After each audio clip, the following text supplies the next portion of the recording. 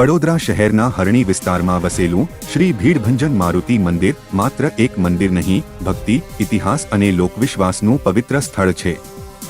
આજે હનુમાન જયંતીના પવિત્ર અવસરે અહીં હજારો ભક્તોની હાજરીએ મંદિર આંગણે ભક્તિનો મહાસાગર ઉમટ્યો હતો. સવારના સુમેર સમયે જ ભક્તો મોટી સંખ્યામાં મંદિરમાં ઉમટી પડ્યા. મંદિરના ગર્ભગૃહમાં આરતીનો ગુંજતો નાદ, શંખના સ્વર અને ભક્તોની જય હનુમાનની જયઘોષે સમગ્ર વિસ્તાર ભક્તિમય બન્યો. આ મંદિરનો ઇતિહાસ અતિ પ્રાચીન છે. કહેવાય છે કે શ્રી ભીડભંજન હનુમાનજી એ દુઃખ, સંકટ અને અડચણો તોડીને ભક્તને શાંતિ, શક્તિ અને શરણે હોવાનો આશરો આપે છે. ભીડભંજન ઉપાધિ શ્રી હનુમાનજી દ્વારા ભક્તોની બધી ભીડ અને મુશ્કેલીઓનો ભંગ થતાં પ્રાપ્ત થઈ છે. વર્ષોથી અહીં આવેલા ભક્તોનો અનુભવ છે કે જે અહીં સાચા હૃદયથી વંદન કરે છે તે સંતોષ અને શક્તિનો અનુભવ કરે છે. આજના પાવન દિવસે પાદુકા પૂજનનું વિશિષ્ટ આયોજન કરવામાં આવ્યું હતું, જેમાં મંદિરના મહંત શ્રી અરવિંદ મહારાજ તથા ભાજપના કાઉન્સિલરશ્રીઓ, પૂર્વ કાઉન્સિલરો, સમર્પિત કાર્યકરો અને હજારો ભાવિ ભક્તો ઉપસ્થિત રહ્યા હતા. શ્રી અરવિંદ મહારાજના હસ્તે પાદુકા પૂજન તથા કાઉન્સિલરોનું સન્માન કરીને ભારતીય સંસ્કૃતિના સત્કાર અને ઋણ સ્નેહના સિદ્ધાંતોને ઉજાગર કરવામાં આવ્યા. સમગ્ર દિવસ ધાર્મિક કાર્યક્રમોથી સજ્જ રહ્યો. વિશેષ મહાપૂજા, સત્સંગ, પ્રસાદ વિતરણ અને મંદિરમાં ગુંજતી ભક્તિમય ભજન માળિકાઓએ ભક્તોના અંતરાત્માને સ્પર્શ્યું હતું. આ ભવ્ય અને ભક્તિમય ઉજવણીમાં ભાગ લેનાર ભક્તો માટે આજનો દિવસ માત્ર ઉત્સવ નહીં પણ શ્રદ્ધા, પરંપરા અને પરમાત્મા સાથેના સંવાદનો પાવન પ્રસંગ બન્યો હતો.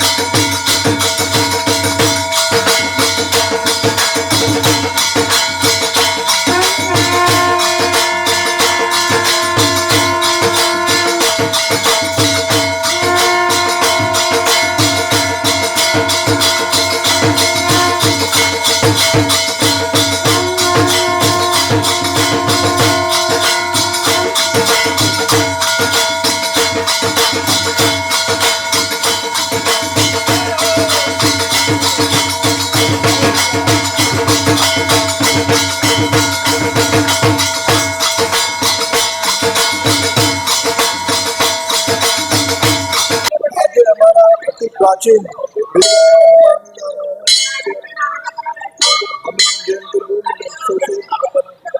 वर्षों पुराणु मंदिर है. स्वयं रक्षण करता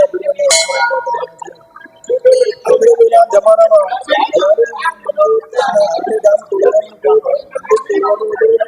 ત્યારે અમારા પૂર્વજો બાધા રાખેલી કે જો અંબાણીનું મંદિર હતી નહીં હતા એવી બાધા રાખીએ છીએ. તો એ લોકો જ્યારે ફૂટવાથી માપતા હતા તેની મેજર પટ્ટી તૂટી જતી હતી. એટલે પછી અમે મોડી વાળ્યું કે અંબાણીનું મંદિર એમની ચંપતની બહાર આપ જોઈ શકો તો મંદિર એ એમની બહાર જ છે. અને દાદા મારું ગામ પણ બચી ગયું. વડોદરા શહેર પણ દાદા રક્ષણ કરે છે. જય શ્રી રામ. શ્રી કચવજન હનુમાનજી મહારાજ.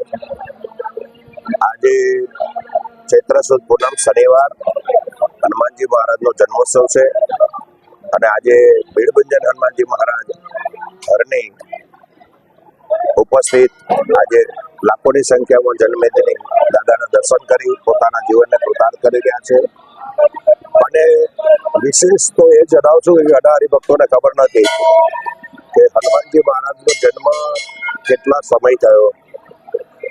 ત્રેતાયુગના અંતિમ ચરણમાં હનુમાનજી મહારાજનો જન્મ થાય અને આજે હનુમાનજી મહારાજનો 1,85,58,119મો જન્મોત્સવ ઉજવાઈ રહ્યો છે. સમગ્ર દેશભરમાં વિશ્વભરમાં હનુમાનજી મહારાજનો જન્મોત્સવ ખૂબ ધામધૂમથી ઉજવાય, પરંતુ વિશેષ હરની સ્થિત ભીડભંજન હનુમાન સ્વયં પ્રભુ શ્રી રામજીએ બિરાજમાન કરેલા છે. અસુરોનું નિકંદન કરવા, ઋષિમુનિઓને શાંતિ પમાડવા માટે અને હિરણી નામનો અસુર એનો વધ કરી ભગવાન રામચંદ્રજીના આદેશથી હનુમાનજી મહારાજ સ્વયંભૂ અહીંયા બિરાજમાન છે. અનેક લોકોને એમના પરચાનો અનુભૂતિ થઈ છે અને જાગ્રત અવસ્થામાં દાદા આજે પણ કહેવાય તો જો વડોદરાનો રક્ષક કોઈ સાચો હોય તો અમારો ભીડભંજન હનુમાનજી મહારાજ છે. અને આજે આવા પવિત્ર દિવસે લાખોની સંખ્યામાં જ્યારે જન્મની ઉપદેશ થયો હોય, શાસ્ત્રના નિયમ મુજબ હનુમાનજી મહારાજનો જન્મ જયંતિ શબ્દ ન વાપરતા જન્મોત્સવ કહેવો જોઈએ. જયંતિ એની માટે વપરાય કે જેનો બ્રહ્મલીન થઈ ગયા હોય. હનુમાનજી મહારાજ તો સ્વયંભૂ છે, ચિરંજીવી છે અને આજે પણ હાજરા હજુ દેવ કહેવાય. એટલે હનુમાન જન્મોત્સવ તરીકે આપણે એમને ઉજવીશું.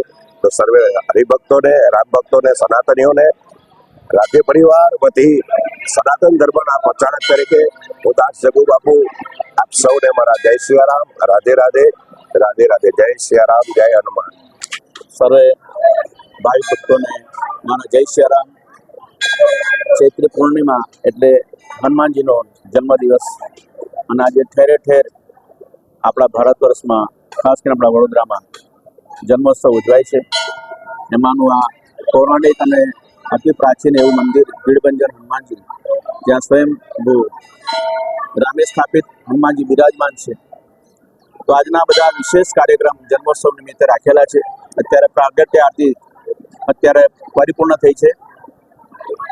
8 વાગે પાદુકા પૂજન થશે, 9 વાગે લઘુરુદ્ર થશે અને 12 વાગે મધ્યાહ્ન આરતી બાદ રાત્રે 7 વાગ્યાની આગળ વિશેષ અને વિવિધ કાર્યક્રમ આપણા સુંદરકાંડ અને વિવિધ પાત્રો સાથે રામજી, લક્ષ્મણજી, ભરત, શત્રુઘ્ન, નારદ મુનિ, તુલસીદાસજી, હનુમાનજી સહિત એવી છદી અહીંયા આગળ વર્ણિત કરવાની છે અને સંગીતમય સુંદરકાંડના પાઠ થશે. તો આજનો દિવસ આપણા ભારત વર્ષ માટે વર્ષોથી હનુમાનજી ચિરંજીવી છે, એમનો જન્મદિવસ ઉજવાય છે.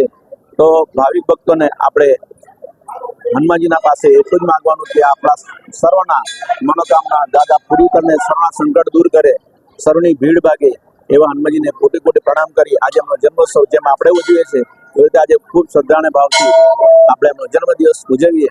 સર્વને જય શ્રી રામ.